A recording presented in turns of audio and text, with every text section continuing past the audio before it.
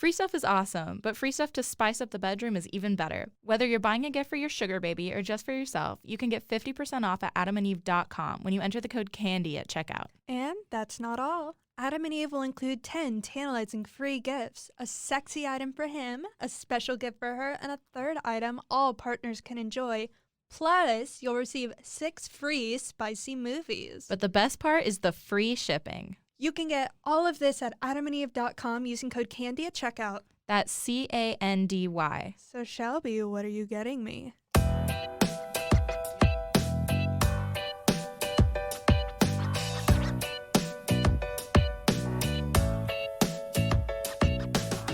Hey guys, welcome to another episode of Candy Girl. I'm your host Shelby. And I'm your co-host Emily. And today we have 2 design students who are coming to talk to us about a product that they're designing for a class. Do you guys want to introduce yourselves? Sure. I'm Brittany Scaliardage, and I'm a student at the Austin Center for Design. And I'm Leah DeVito, and I'm also a student at the Austin Center for Design. So tell us about your project. What are you guys working on? So I guess before we jump into our project, I'll tell you a little bit about the school itself. So the Austin Center for Design is a pretty small graduate program, and students get a certificate in design strategy and social innovation. So it's like a design-focused school, interaction design-focused school, but they focus primarily on humanitarian problems.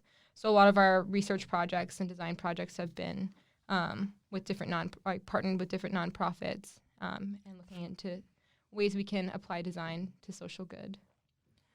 Yeah, so we do this methodology where we go out, and a large part of what design research is and what human-centered design is that it's based in real insights that come from real stories of real people. So a lot of the research we've done for this project and other projects comes from talking to a lot of different people and getting their real experiences in order to have all of our research and things that we put out into the world be based in that concrete data that's coming from real individuals. And I think we both were, as designers coming in, neither of us are from Texas. We decided to move here for this particular program because of this innovation aspect of the program and wanting to be impactful in social spaces. Would you agree? I would agree. Yeah. So I guess let's get into the specific social space that you've decided to disrupt. I'm in tech, so every single time I hear innovation, I'm like, let's disrupt. Any word can be put after that sentence. Yeah, so you guys are working on a project. You're trying to design a product for sex workers, correct? Yes. And first of all, why, I guess? Yeah. Yeah, so this is our Capstone Project. And so we were originally prompted by our school was doing a partnership with a local nonprofit that was focusing on financial inclusion spaces. And so we, as different groups, got to choose what we wanted to focus on, and particularly in targeting or just, working with and for populations that are financially marginalized. And so Brittany and I were both really interested in this space, given that we were originally just going to be talking to strippers, and it kind of became more broad after that. But because strippers have this really visceral, interesting relationship with physical cash, at the same time that they are being marginalized from traditional society because their profession is heavily stigmatized in in pop culture, in regular culture, norm culture, vanilla culture. Really everywhere. Right, Yeah. everywhere. So, but in terms of thinking about it from a financial aspect and from who's actually being excluded from the systems, it's strippers, it's huge. And then from there, when we started digging into that research, we started talking to people, we found out that a lot of these professions kind of overlap with each other in sex work. And so we branched out, we kind of blew out who we were talking to and open it up to more just general sex work, sugar babying, webcamming, escorting. Is there any other creative avenues? There's so many different kinds of sex work, we realized. So many. Yeah. And so we found out that there's so many more interesting stories and struggles that happen within that realm that are not just related to financial problems. I don't know if you want to speak to that anymore. We were really interested in the role that sexuality plays in receiving an income, especially for women, female identifying workers. So we want to dig deeper into kind of the nuance that goes on there, and taking a step back, sex work is probably the oldest profession in history. Yes. I've heard that so many times here. It truly is, and there's the thing that people don't necessarily look at are there have been people doing this work. Not only is it the oldest profession, but this is like the oldest source of like workers, and I feel like that goes overlooked, the fact that there are human beings doing this work every day since like the beginning of time. So even that in itself is so critical, that there's this mass group of people who are doing this type of work, and there's not a lot of products and services that exist to support them in that work, whether or not like society may agree or disagree with it. Like this exists, and we need to support human beings who are doing this every day. So for us, a big part of it was one, the financial inclusion piece, like how can human beings be better supported as they do this work, and like try to like have a good like have a decent like living wage, but also other ways to support them in like just doing this work in and out. So that's kind of extended itself into community support and health and wellness and safety and medical. So there's all these different ways to actually create like supportive systems and tools to help people doing this stuff.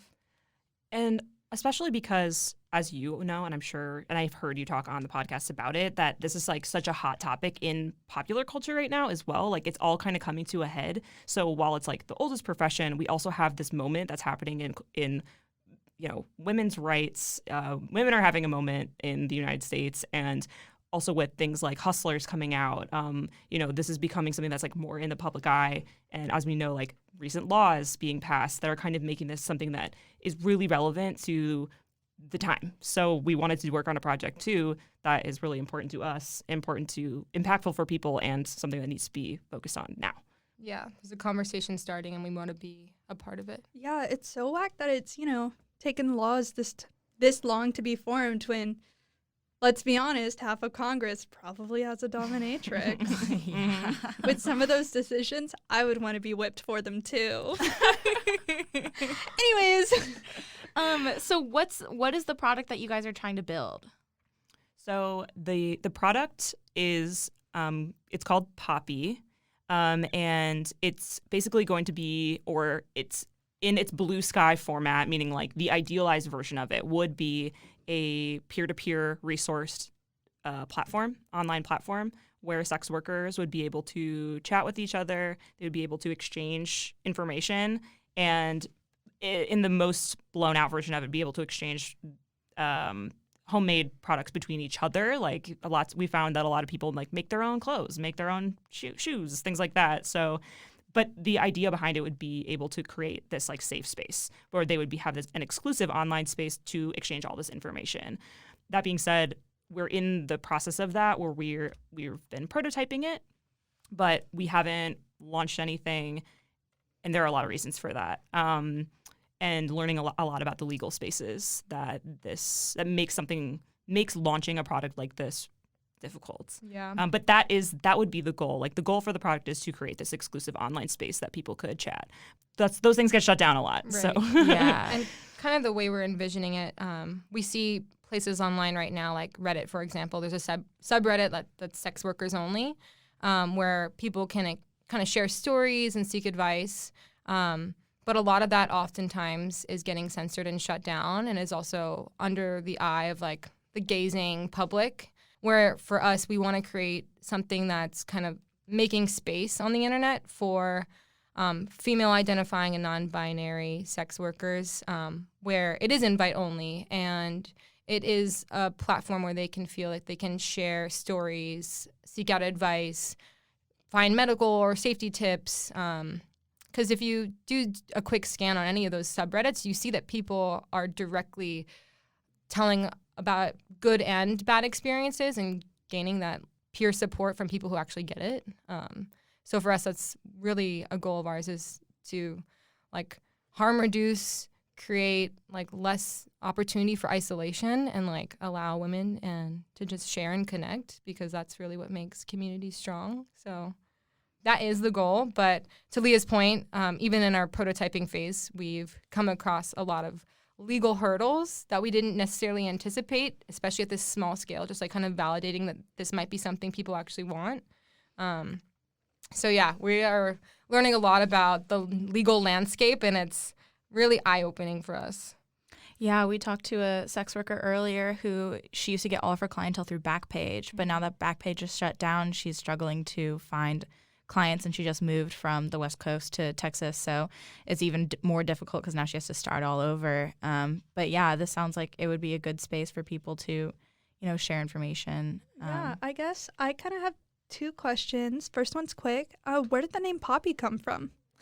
I don't know if we have it. Like, honestly, I don't know if we have a great answer to that. Right. Originally, we had a different name, which was Pink Matter, which was inspired by a Frank Ocean song. Oh, I fucking love that song.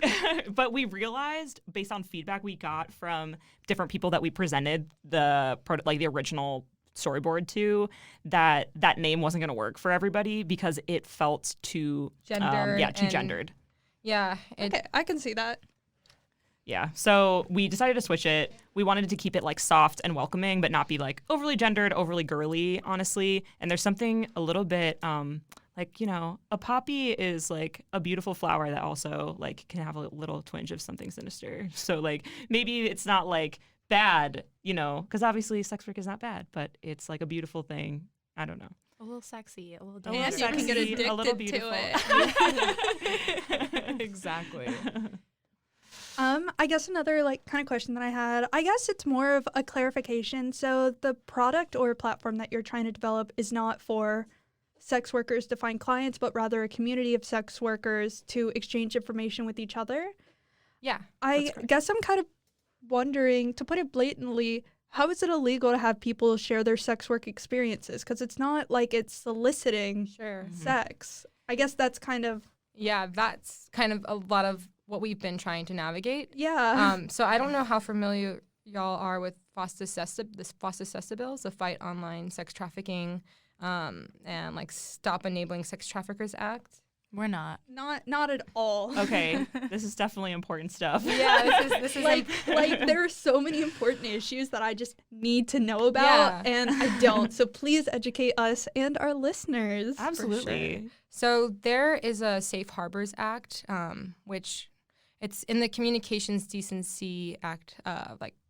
Not to throw different titles out there, but basically what it does is that it allows digital platforms. It removes their liability for whatever users post on their platforms. So if somebody posts illegal activity on Facebook, for example, Facebook is not criminally liable. That's how they haven't gotten sued yet. Right. Okay. Yeah, under the Communications Decency Act that was instated previously. It's like the safe harbor of the internet. It's what basically keeps us all able to have our own freedom of speech on the internet, right? Really important law. Sick, yeah. Yeah, I fuck with and it. also allows maybe Facebook to do some. Yeah, it basically anyways, it basically makes those digital platforms, immune from whatever their users post, so they don't have to necessarily censor as much as they might have. But with the FOSTA bills, what that does, it basically amends Section 230. It says that now if there's any suspicion of a user posting content that maybe facilitates, supports, or assists sex trafficking, but also sex work in general, that platform is liable. So there's been a lot of Backpage got removed, the erotic services section in Craigslist got taken down. All these different platforms like Tumblr and Instagram and Reddit are much more acutely aware and censoring their users. So the thing is they're trying to target advertising and things of that nature, but what that also does is that it removes and censors peer-to-peer communication of people just sharing stories, because now those platforms are fearful that they could be seen as kind of recklessly ignoring that they're partaking in promoting that type of work. So that's something that we're learning, that even just peer-to-peer communication is under scrutiny and could there's numbers out 20 years in prison for people who are just facilitating, even without their knowledge. If you're recklessly facilitating, you can face up to 20 years is kind of the number we've been hearing quite often. Oh my God. bro, what if we go to jail? Good. Also, first off, that's bullshit. So let me get this straight, because again, I'm just hearing about this topic. And I just want to make sure, like, before I go off, that I have all the facts straight. So they have this freedom of speech thing, except when it applies to anything with sex work. Sex trafficking. Sex trafficking. Right. So this was signed in, those bills were signed into law in 2018. So to try to attack like the sex trafficking problems like online, but it rippled out into sex work online because all of a sudden consensual sex workers are also inadvertently having their resources being removed. So basically Backpage did accidentally, or maybe not accidentally, whatever, facilitate some sex trafficking. So when Backpage got taken down, all of those consensual sex workers that were working on that platform lost their entire network. And it put a lot of people out back literally on the street, where before they were in charge of their own livelihood, their own business. It took a lot of safety away from them and autonomy away from them as like, you know, having control over their own self and their business, where now they have no network. They don't have a way to communicate with each other. So again, with this law, are other things also, like, do other illegal things also face the same scrutiny? Because I feel like, you know, when we're talking about sex trafficking and sex work, that's, just from my opinion, I feel like there are a lot more female identifying sex workers than male identifying sex workers. But I know there are a lot of things that are illegal. So like, is it the same case for drugs? I could not say that with 100% certainty. I know that, like, I mean, the Silk Road was a platform that operated really similarly in terms of like that got taken down, but the law, I know that the laws they wrote in literally have the name sex trafficking in the. It just feels like they're targeting women when there's a lot of illegal shit that goes on the like, of all the illegal shit, they're not even letting people get laid, and honestly, that's not very cash money of the government, especially when like politicians use sex workers. Newsflash. And I would argue that like the most marginalized sex workers are trans and women of color. Oh, and definitely. They're being pushed even more deeply into the margins with these types of bills. And it's just like really troubling for us to learn more about the landscape of this issue. There are so many illegal things going on, and that's the one. I mean, like, I definitely really? agree with you. It's like, it's really frustrating. I think we came off of some of the research and some of the people we've talked to recently feeling really sad about that, because it's just, it feels, to me personally, like it feels very like a non-consequential thing. Like consensual sex work feels like a thing that, like everybody partakes in sex work in one way or another. Like everybody watches porn, okay? Like, you know, so when there are some terrible things going on, it feels weird to have this, and it's depressing to have this be so much under scrutiny. And And like a very interesting like statistic that we came across like in some of our research, and granted some of the things we're saying we're still trying to understand and explore ourselves, so we'd welcome any feedback from your listeners around like their insights.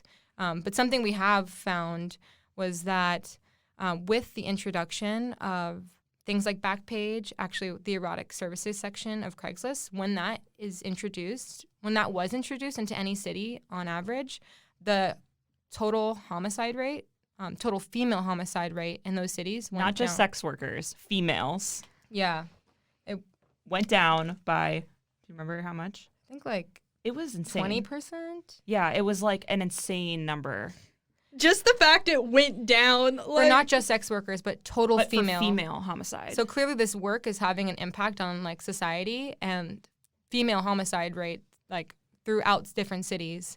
And actually we've found that sex work is the most dangerous profession for women in the U.S., with like a homicide rate of, I think, 200 per 100,000 people, and the second most dangerous job is like a liquor store cashier, and the difference is 4 per 100,000 people. Yeah, I had read that before. Yeah, or maybe you guys told that to us, but I remember hearing about that, which is absolutely insane.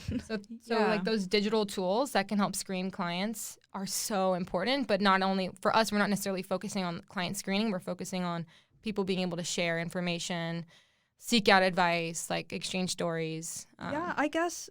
So I think I asked earlier, or I don't know if I did, but kind of the legal hurdles are, you can't accidentally promote sex trafficking. But at the same time, you're not trying to, I guess, like, it's not for trafficked women. It's for women who, well, I guess female identifying people who, I cannot believe that there's this many legal barriers. Yeah. And I don't know why I'm surprised, but I am. Right. Yeah, I think that's kind of how we felt the whole way, is like, oh, maybe we're wrong. But then we've kind of just had a lot of things confirmed that the way that these laws are written are really broad. Ambiguous. Very ambiguous, very broad. So even if it's not like, oh, I'm not starting a sex trafficking website, it's like, just because it's adjacent to the industry, there's a lot of like, people can go after you for whatever they want, basically. The line is really unclear. And so we're realizing that content like the few ways that platforms can try to create space and reduce their like legal risks is like through kind of terms of service and moderating what people say. But there's so much like gray area as to what kind of content is facilitating, assisting, or promoting. And yeah, what we're realizing that it's not just directly sex trafficking adjacent or anything just sex trafficking related. It does seem to ripple out into all types of sex work. So that was a surprise to me, and I'm still trying to understand like the landscape, but we have talked to some lawyers, and it does seem like kind of anything that promotes like different forms of sex work or primarily prostitution, it's been like an uphill battle to kind of draw the line as to what kind of content we can allow and what kind of content we need to take down. And the whole point is to create a kind of an inclusive like place to share information and feel like there's less censorship than you've encountered on other platforms. And it seems like that might be a struggle, but we're trying to get creative as designers to see how we can find workarounds to help people. That's good. I feel like I have so much to say about this, but I don't want to make this episode super long, and I do want to continue the interview. But that does make me really angry, especially because I feel like there are government officials who do partake in sex trafficking. I mean, you look at fucking Jeffrey Epstein, who's not a government official, but a billionaire and friends with a lot of government officials. And like, how'd he get away with this bullshit for so long? So anyway, that's all I'm going to say. We can talk about it forever. Well, I could talk about this forever. Yeah. But wait. So I'm curious about like how your perception of sex work has evolved throughout this project. Well, I guess I feel like I may not have like understood the scope of what like kind of sex work entails, and it's so nuanced, and a lot of our findings are around how much it's not just people aren't just selling sex, but they're selling intimacy, and there's such like an unspoken element of how much these people or sex workers in general are like kind of offering different forms of intimacy and connection to those who are seeking it out. And oftentimes, in my personal opinion, I feel like it may be easier on the client end to be receiving or to seek out sex work under the guise of sex, but actually truly just seeking like human connection and intimacy that a lot of these, the women that we spoke with particularly, kind of are offering. And so it's almost like a form of therapy that they're giving that they may not have realized they were signing up for, like this emotional therapy as well as not just the physical. So realizing the scope of the work, and also another true finding is how entrepreneurial this space is.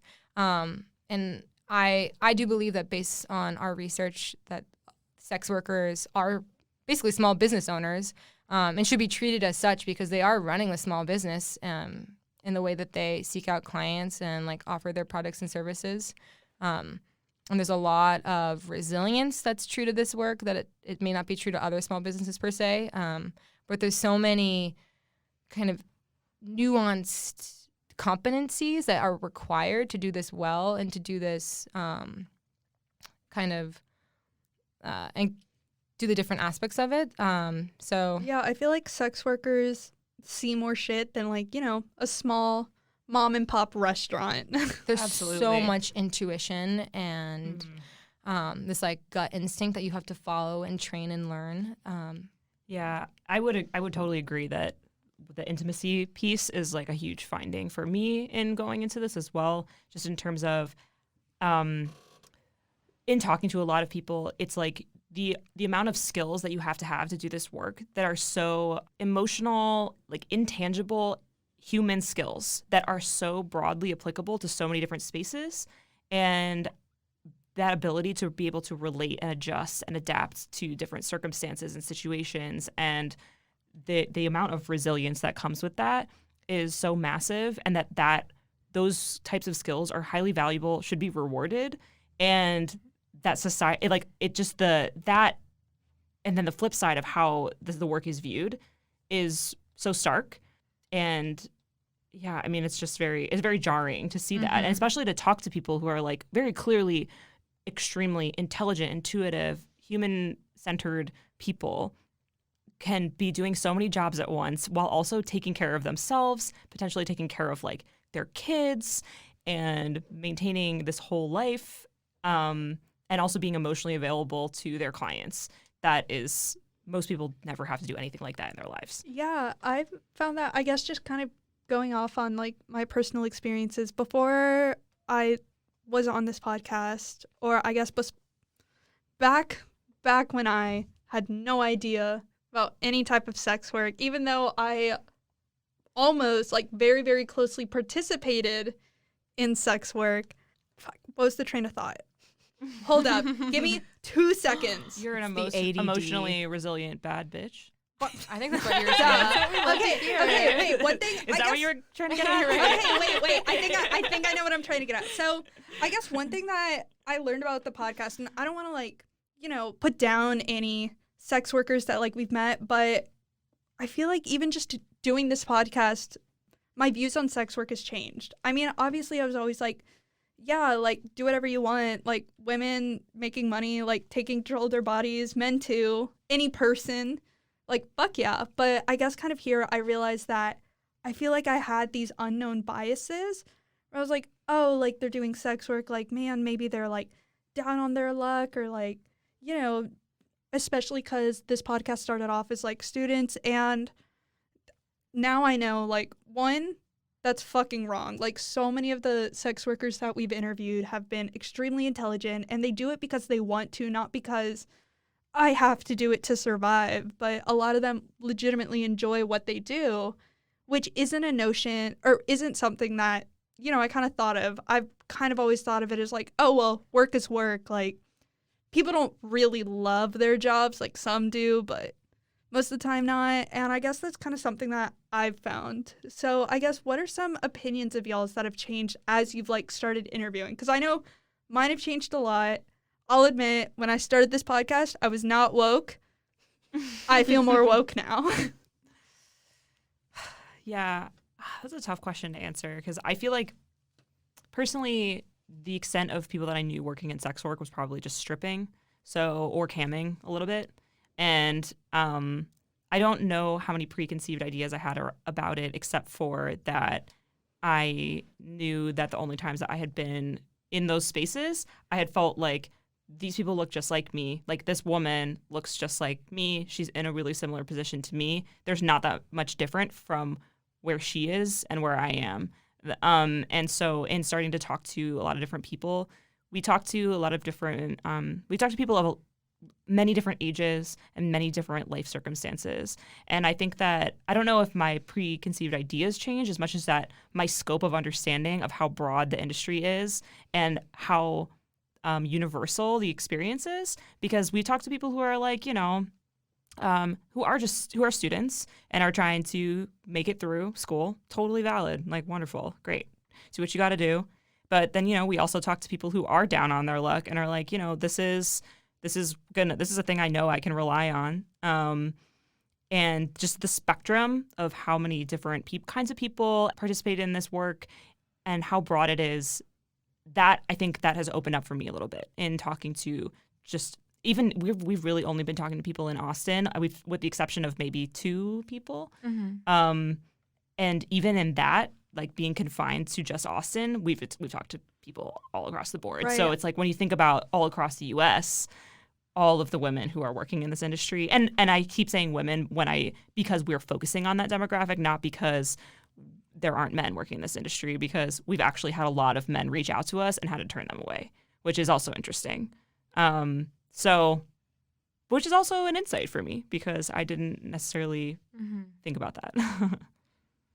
Yeah, I mean, I would just echo a lot of things that Leah had said. We have spoken to broad range of like ages and people who go into the work for all different types of reasons, some by necessity and some by choice, and exploring kind of, I guess my understanding has transformed in some of like more nuanced ways, and how the universal themes like within I would say that a lot of universal truths come out at the margins, and sex work is often pushed into the margins.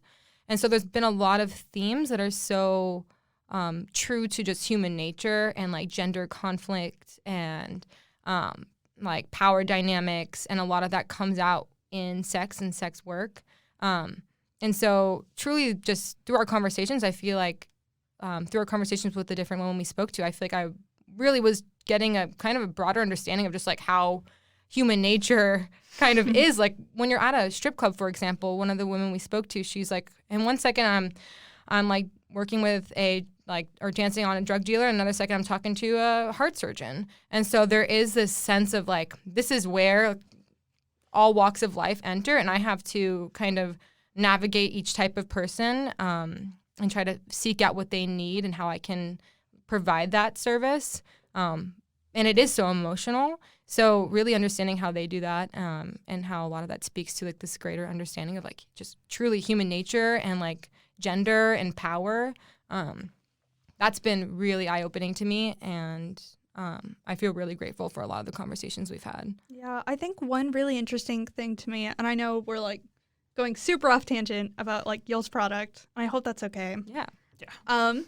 Is that okay, Shelby? Yeah. Okay, cool. It's your show. I mean, so. honestly, I just need to do so little edits on this episode already. Like, I already know. I could honestly probably just post this raw. This is great. This is great. So I mentioned earlier, and I'm sure everybody in the podcast like has figured this out by now, I'm in tech, and I feel like I could assign a stereotype to tech workers right now. Antisocial, wearing hoodies, some whack form of shoes, whether that range from either Gucci shoes, because that's the only thing that they spent money on in their entire appearance, or flip-flops, Patagonia / sandals, Patagonia, drinks White Claw, Jules, and every tech bro out there knows exactly what I'm talking about. Whereas with sex workers, if I had to like assign a stereotype, I'd be completely lost. Because like on one hand, I'd be like, well, like some, down on their luck, practically like trafficked because of the way society just fucked them over, whereas others are like just taking charge of it. Like I couldn't put them on a scale like I can a lot of other professions, which I just find interesting. I don't know, that was just something I wanted to make a note of. I was a tech bro once. Do I measure up to No way. We're like the humanitarian tech bros, so currently. Bro, I am a real tech bro. To like fit the stereotype exactly, I wear a lot of joggers and my partner is Asian. There you go. Do tech bros drink wine out of the bottle during a Oh, yeah. studio interview? So our Obviously they do. listeners know the way you can tell the difference between the grad students and the undergrads is the grad students have their own cup that they're drinking out of, and us undergrads are drinking out of the bottle. We have wine in the studio. Just kind of another note that I kind of want to make, a collective opinion that Shelby and I had formed in y'all the first time we met you, and even now, is we both walked out. So basically, we reached out, or I was on Craigslist looking for more people to interview, and I typed sex work. No sex workers post came up, but that's how I kind of found like these two, and I reached out, and we met at a coffee shop, and after our meeting, Shelby and I both walked out, and we just both distinctly remember, oh my God, they smelled amazing. Okay, I thought that's what you were gonna Wow. say. Yeah, Like, you oh guys my smell God. so good. That's Like, very flattering. I just want to make it known, like, they dress impeccable and they just smell amazing. Let's get this man. on record. Yeah, dear I'm gonna send this listeners, to my so you're like mom. in the studio with us right now. And that's kind of the impression that, like, I just wanted y'all to get, because I know you're hearing voices, but they smell and look amazing. Oh my God. Wow. You're making That's very I don't know flattering. where to put that, but put it This somewhere. is perfect. No, this is perfect. I'm blushing. I know y'all can't see that. Do you And guys sweating. Do you guys have any like final thoughts, or like while you have this platform, any people that you'd want to reach out to, or like ways that if sex workers were interested in talking to you, they could contact you? Yeah, I mean, so I think we really want to say that, and maybe you'd actually be better talking about this than me, but since we're designers, we really want to drive home the idea that design is it's one way. There's a lot of different ways that we can tackle issues in the United States and like in this work in particular, but that design is a really concrete way that we can be going about trying to solve problems and systems that affect real people. And that's what we're trying to do. But I think that collectively, like in this time that can be kind of here and there, so to speak, yes, that there are little lights at the end of the tunnel that say like we can make a difference in this space. We can help people. Yeah, and I guess to that point, as we navigate, like we are students and we are trying to understand how we can apply design to do better than maybe we have in the past or other companies have in the past. So really focusing on designing for inclusion, and especially with marginalized groups, how can we create space and shed light on the experiences and stories of people who aren't necessarily put first or taken into account. And design like is a way to kind of execute that in the real world, or try to create space for those stories to be heard and for products or services to serve those people. And then outside of that, I would just say like stay up to date on the different bills and laws that are being passed. As I'm continuing to understand this space, I do believe the First Amendment rights of sex workers are being entirely challenged on the internet specifically, and otherwise for that matter. But it has been very eye-opening that their freedom of speech is I just under cannot attack. believe like cigarette companies, like vape companies are able to literally give people health problems, but like we can't advertise good pussy. But you know who can? So this is an interesting thing. There's a loophole? If you're Victoria's Secret or Playboy. That's so true. That is so true. So that was like an early thing we got in on, was like there are things written into the code of conducts for Facebook and Instagram that allow platforms like that who have a lot of money, basically, to be frank, to kind of get around those advertising. Fun fact, I think either the CEO or somebody who started Victoria's Secret was really close with Jeffrey Epstein and was actually the person who made his financial advising. His name is Les Wexner. I'm from Ohio, and Les Wexner? funds, all of Ohio State's like everything.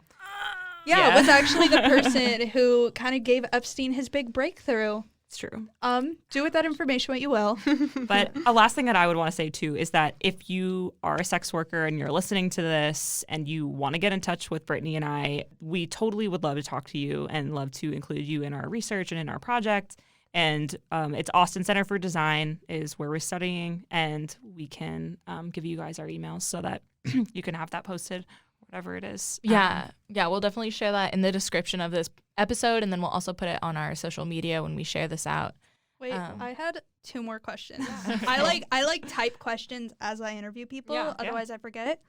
So I guess, are there any products that you guys have found or like research that you think sex workers should know about that are already out? There was a platform called Switter, which was like, I might be wrong. I think it's we just found we out learned about this Twitter today. morning. Oh yeah. I'm not exactly sure the state of it right now because I've seen the site up and down. But it does seem to be like an exclusive space for sex workers and potentially clients as well to connect and communicate.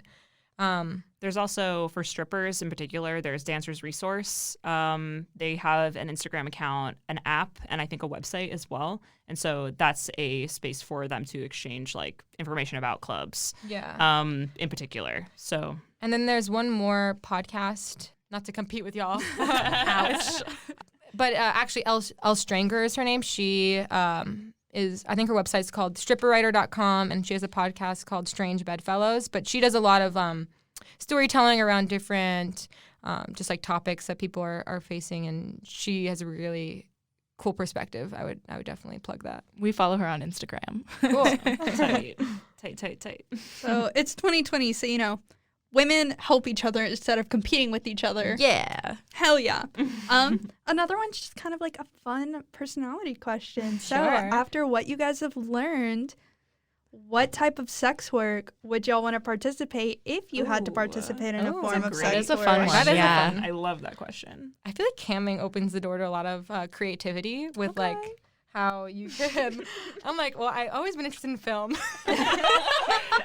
And I love Instagram. Right. I think there's like an opportunity to get really fun and creative with that. So that I would definitely want to be a stripper because I want to be jacked. Like, okay, Oh, yeah. strippers are like so fucking jacked. Yeah, has every stripper that you've interviewed just been like total bad bitch? I mean, everyone has been. But, Literally every Yeah. sex worker we've ever had on the show, I am like, dominate me. Like, I'm obsessed with you.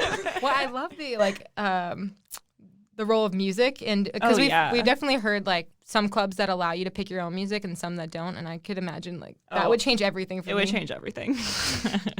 Absolutely. Shelby, what about you? I'd be a stripper because I like being the center of attention. I definitely, that surprises me because hear me out. I want to beat the shit out of men. Dominatrix. I would love to be a dominatrix we as well. go. I could be both. What are you talking about? The fun thing is you can do it all. You can do it all. Exactly. You can literally do it all.